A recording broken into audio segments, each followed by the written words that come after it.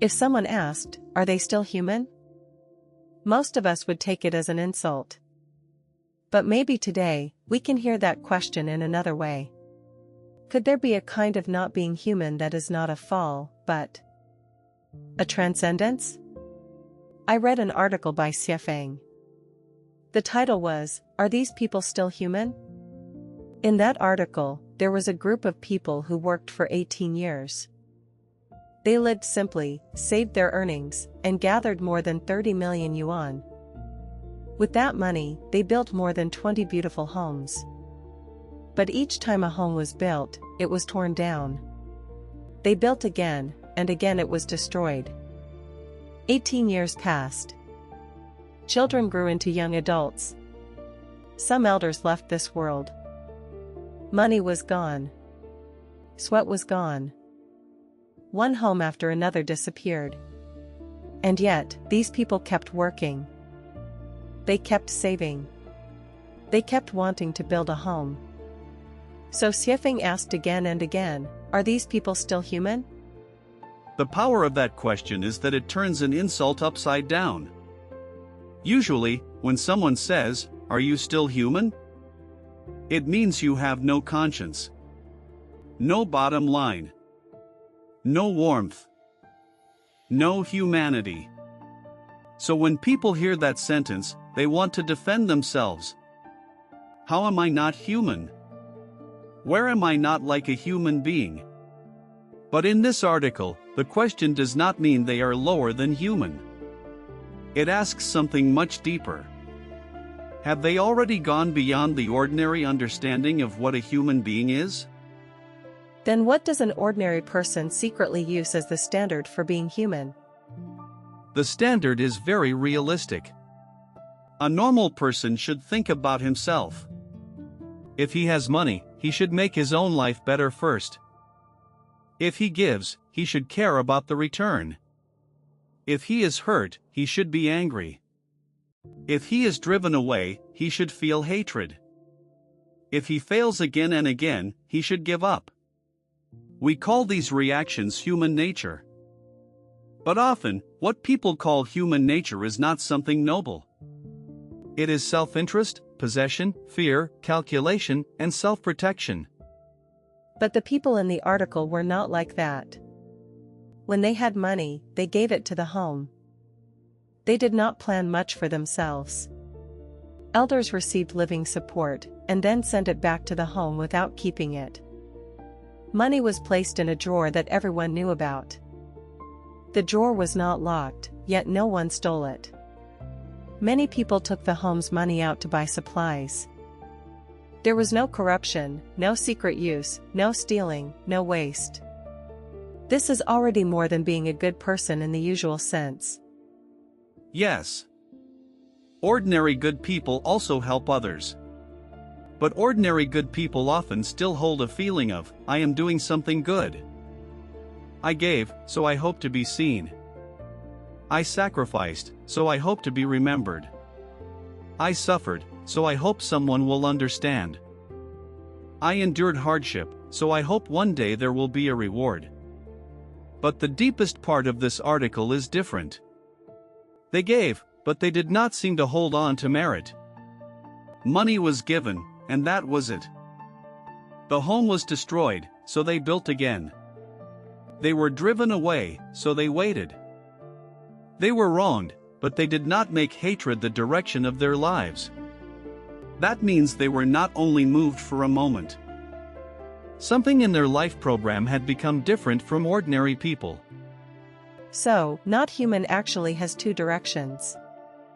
One direction is downward. Not human can mean losing conscience, losing the bottom line, losing humanity. But there is another direction, upward. Not human can mean Buddha, Bodhisattva, angel, immortal, or sage. When we see someone who gives for a long time, without asking for return, we also say, this person is not like ordinary people. He is like a bodhisattva. She is like an angel. Yes. Human language has always admitted one thing. Life is not flat. Life has levels. lower forms of life are visible to us: animals, plants, microbes. Higher forms of life may not be visible to the naked eye. But across human history, people have spoken of gods, Buddhas, immortals, sages, and angels. This shows that deep in the human heart, we know something. Human beings are not the highest form of life. Human life is only one level, one station, on a much longer journey. Then the deepest part of the article is not simply praising these people. It is asking, can a human being transcend being human? Exactly. The human body is only an outer shell. What decides the level of a life is not whether it looks human. It is consciousness, quality, behavior, and the inner program that runs it. The ordinary human program is simple. Seek benefit. Avoid harm. Protect the self. Possess more. Fear loss. When hurt, resent. When giving, expect return. When failing, doubt.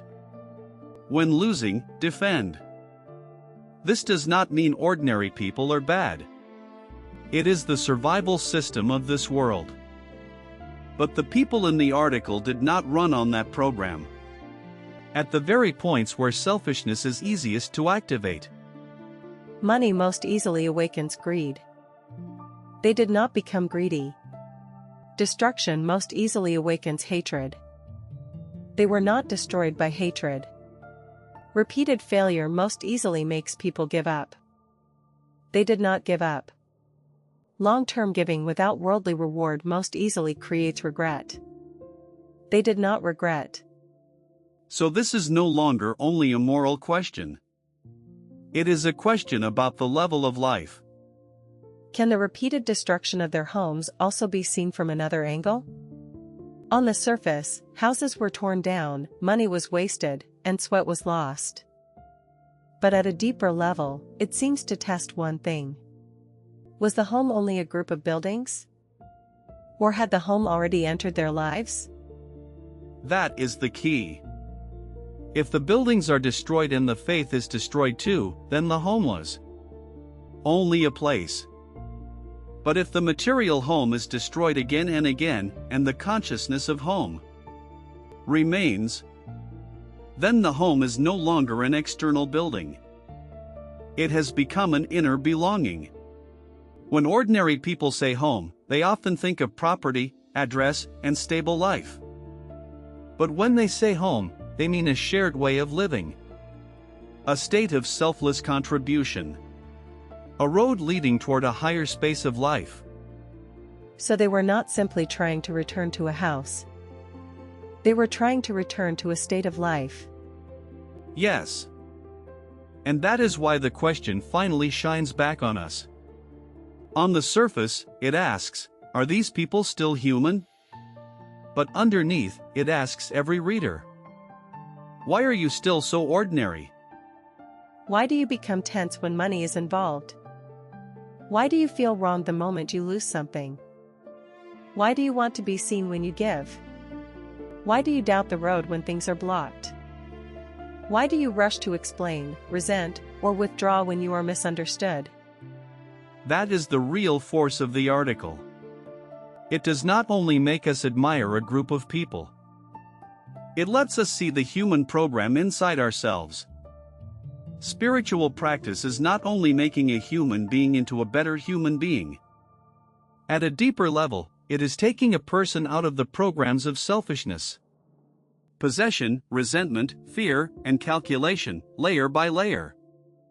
When a person is still pulled by these things, he is ordinary. When a person becomes more selfless, more clear, more open, more naturally giving, and less resentful, he begins to move beyond the ordinary track. So the sentence, are these people still human? Is not denying their humanity. No. They have human bodies. They also went through human suffering.